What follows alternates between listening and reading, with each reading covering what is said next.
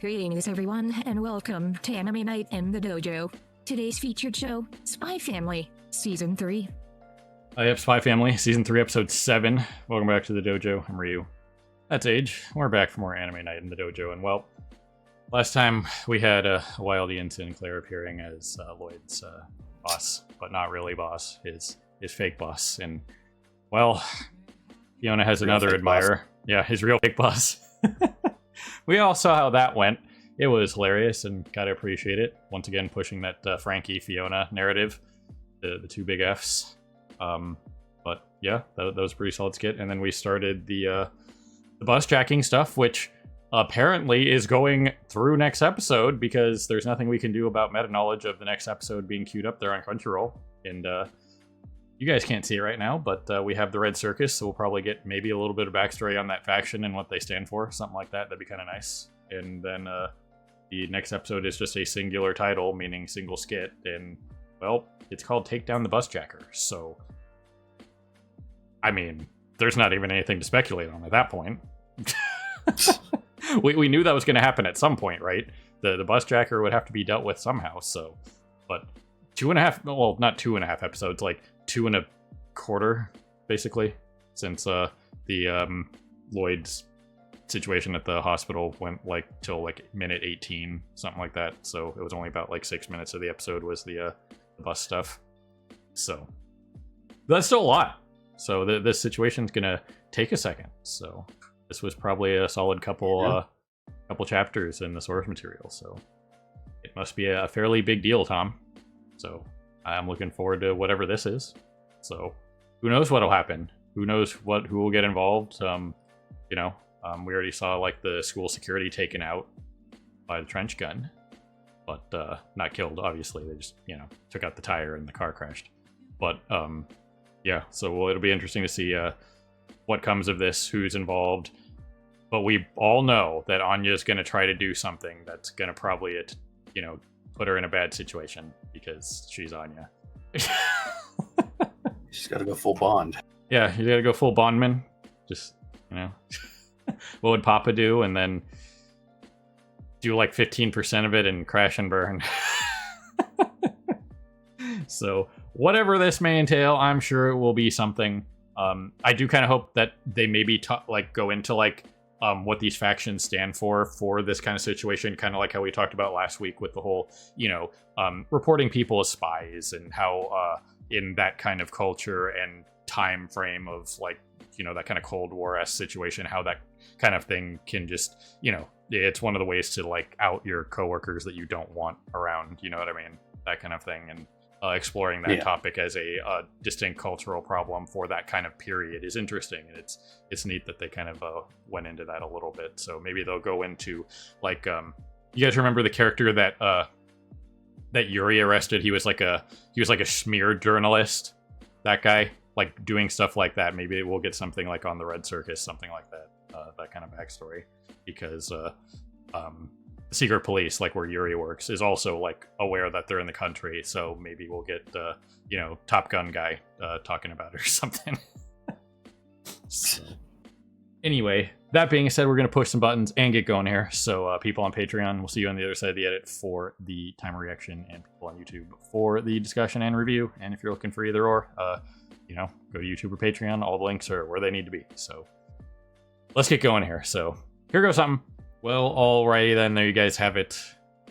The bus has been jacked. They've made their demands. The driver is completely inobservant and didn't notice the freaking spike trap on the road. Yeah. I mean, it's not, let's be real. They're not driving that fast. And generally speaking, yes, spike strips are kind of easy to miss, but still, you're going to see something like that in the middle of the road. You know what I mean? Yeah, they're designed not to be super obvious, but it's still. And generally speaking, a spike strip is deployed seconds before the vehicle gets there. You know what I mean? It's it's a trap. Yeah. It's not like a landmine trap where they just put it down and are just okay, yeah, it'll work at some point. You know what I mean?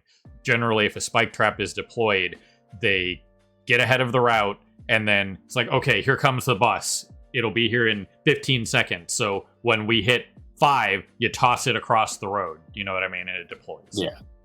So, but either way, it's really not that big of a deal. But still, we've questioned random competence out there for certain things, and that was definitely a could they have deployed it like we do in the modern day? Maybe.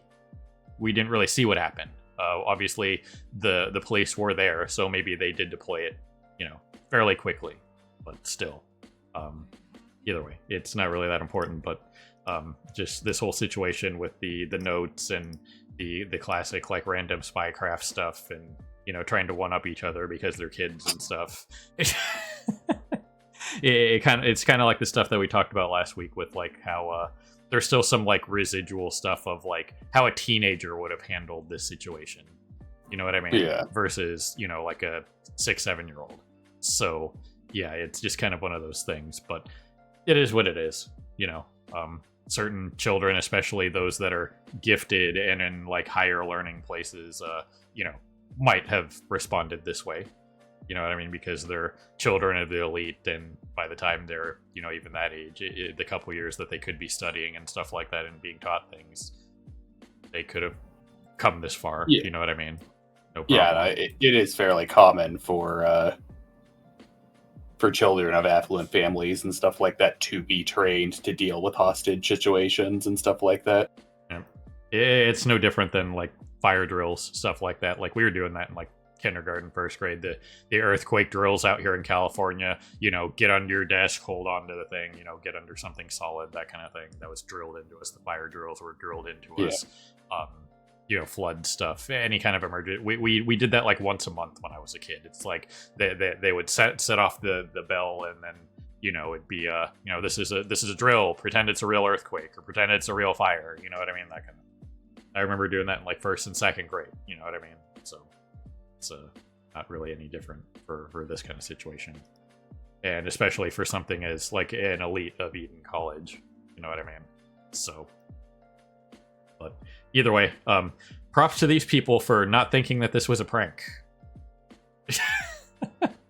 So the woman here was like, "Oh, they're littering." It's like, well, actually, it's like they're not just gonna mess around with a note like that, especially attaching their ID to it. You know what I mean? It'd be one thing if it was just the note, but Becky putting her ID on there definitely makes it not a prank. You know what I mean?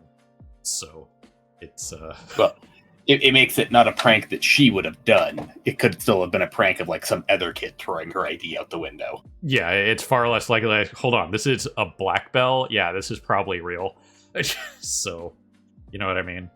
But yeah, just the kind of like situations that like each faction like went through here, like the secret police, the SSS. I forgot that was their actual designation, but it's like, yeah, they don't really care because they're big picture people.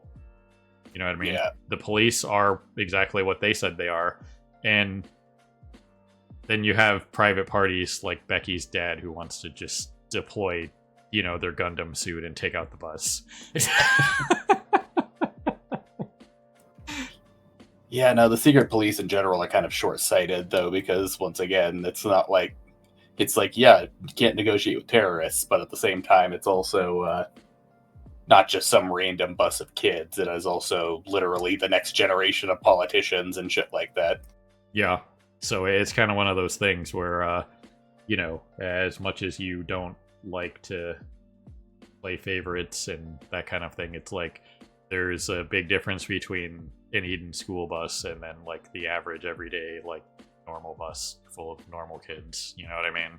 So if the SSS allows, let's just say the worst possible scenario happens, and the bus jackers blow up the entire bus and all the kids die. That literally is the worst look for the SSS, because if they storm the bus and like half the kids die or whatever, or all of them do because they storm the bus and the last thing that Red Circus wants to do is just take out all the kids because why not? Then that means the SSS allowed how many high-profile kids die? You know what I mean? Mm-hmm. Not just whatever, because it's already terrible if just any kind of child dies. But then you're losing face from everywhere. You know, like Becky's family, military, Damien's family, former prime minister. You know what I mean? All the other major players would completely want like the entire SSS completely, you know, potentially done away with and rebuilt from the ground up. You know what I mean? Yeah, it's either you risk looking a little weak by negotiating with terrorists, or you look really weak because now like most of your freaking the children of most of your major political players have all just been murdered from under you, which makes you look even weaker.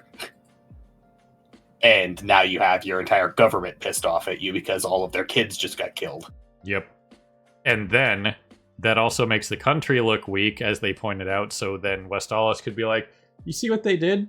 That's a huge morale blow. Let's go take them out. You know what I mean? Yeah.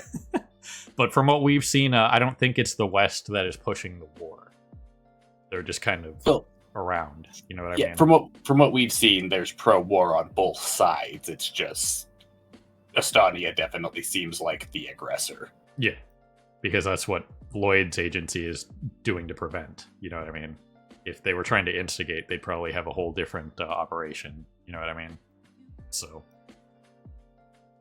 either way, just the way all this kind of stuff was handled was definitely interesting. Anya being overloaded by all the other kids makes sense because, you know, we've seen her get overloaded by thoughts before because it's the more serious thoughts that are, you know, the more emotion behind the thought, the more she'll get overloaded. Like if she's just in a crowd and it's just random and she's not trying to focus in on something, it's not a big deal. But when it's like major emotion like that, that's when it kind of like forces its way onto her. You know what I mean? Yeah. It's always kind of interesting to see how her power just kind of like subconsciously reacts whether she wants it to or not. Yeah, it's like if you're in a crowd of people and they're all just kind of talking amongst themselves, it can be kind of disruptive, but you're fine for the most part. But if everyone suddenly starts screaming, then it's kind of hard to get a thought in edgewise. Yep. So I think that bit was handled pretty well. Friggin' Damien, man. Well, once again, this was more of something that like I think a teenager would have done. But again, the holdover from the whole, you know, the Eden College stuff was supposed to be teenager stuff, and then Literal Final Hour changed it to, you know, grade schoolers. But it's still one of those things. But yeah, he also didn't really think about it very much. Like his whole idea here was, you know, trying to take Anya's place and be the one with the bomb, but like didn't stop to think for a second of, oh, well, what if they have multiple bombs? Yeah. So either way, there's not really a huge amount more we can really say about this.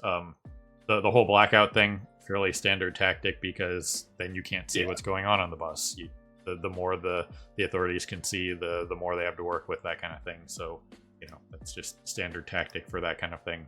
But either way, as the SSS guy points out here, the majority of Red Circus, and that's the only other real major talking point I can have for this in general, is he points out that who are they going to release? They've killed the rest of them. Because, surprise, surprise, during this kind of period and era, you're not keeping all troublemakers around on the off chance that you have to do a hostage negotiation with some of their comrades. You're going to kill the problem. You know what I mean? You're going to crush the cockroach. You know, you might keep one or two of them around to maybe like inform on like, okay, we caught like 80% of you. You, right there, guy in the, you know, Boulder Derby hat. You're the one that's going to survive. We're killing the rest of you. You're going to inform on them. You know what I mean? Yeah, it's pretty common. It'd be pretty common for them to freaking do shit like that where they just don't bother keeping the majority of them. Yep, because it's not worth it in the slightest. So it's especially in that kind of period, they didn't believe in rehabilitation or like second chances or anything like that, especially when they're talking about radical terrorist groups.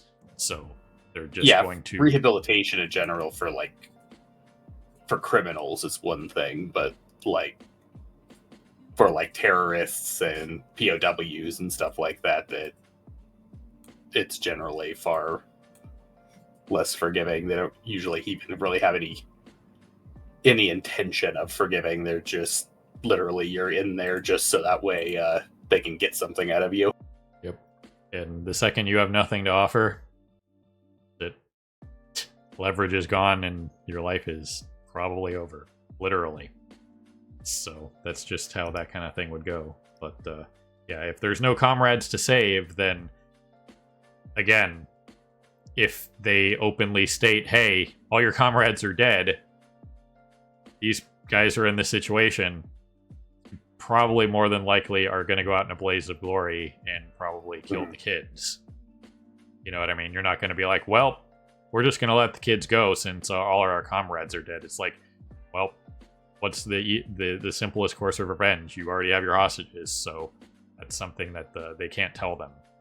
So Yeah. it will be interesting to see how they handle this bus situation. While Yuri is, it's hilarious that they tied him up. That's fairly classic for what they do for Yuri. But the fact that they literally tied him to a freaking pillar in the hallway is freaking hilarious. But we know that while he's not Yor, he's still pretty strong.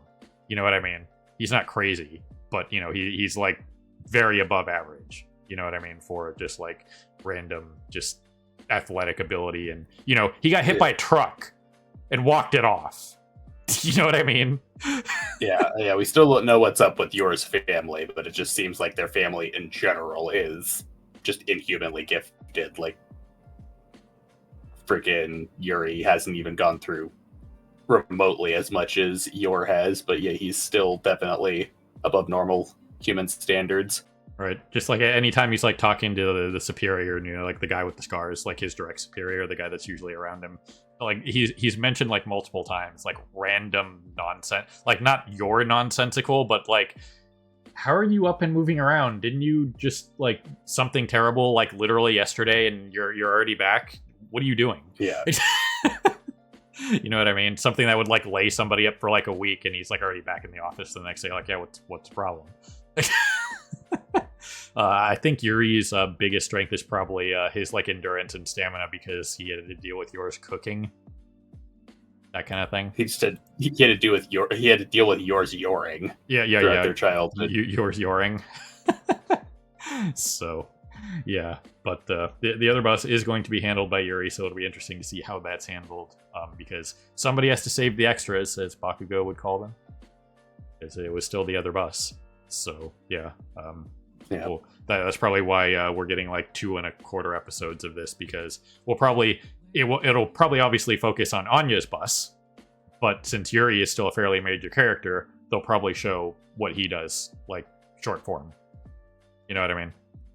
Yeah. So that should be fun. But if any of the telltale signs of who's going to get involved next time is, we mentioned at the end of the reaction a little bit, is Martha sounds like she's going to do a thing. And who do you usually get to protect a high-profile child as a nanny? You don't get a regular nanny. You get ex-special forces, especially somebody that works in the military sector like the Black Bells do. So she's probably like ex-special forces or something. Like we've talked about that one before. Yeah, I was saying that like towards the end too. Yeah, it's just like, it's one of those things of like, it's quite common for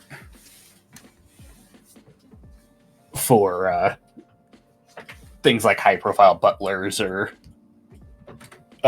maids or anything like that to usually have some form of military background, because they double as bodyguards. Yep. And that's how Alfred ended up as the macaroni. And now there's nothing anybody can do about it. And then he injected the Bane serum, and, well, we all saw what happened with that.